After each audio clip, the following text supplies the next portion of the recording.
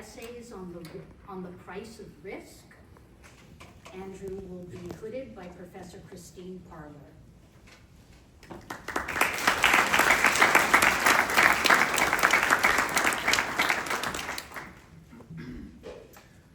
I'm a little bit hesitant to hood Andrew because after this he'll have more degrees than I do. We will live with our failings.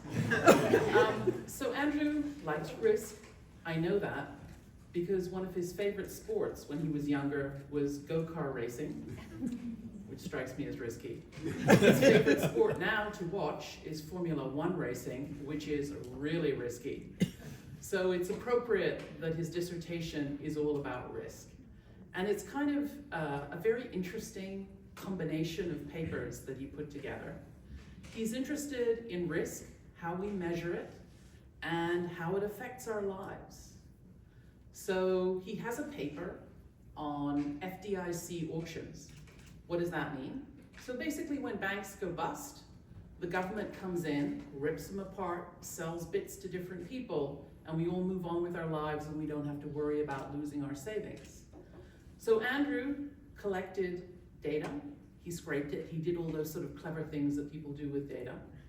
And he basically looked at the auctions and he determined what affected essentially the split of assets and how they were priced.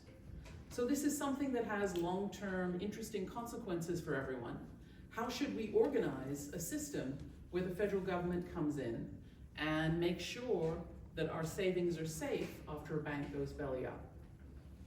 The next thing he looked at was to look at the guarantees that came in after the financial crisis of too big to fail. Sounds good, too big to fail, couldn't possibly fail. What could possibly go wrong?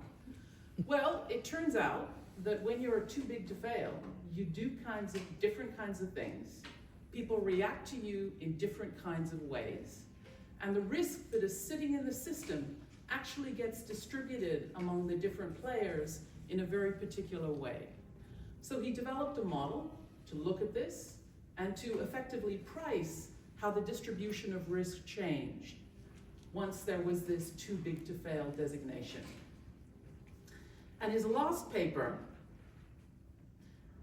I could try to describe what it was all about, but I'm going to read from his own words.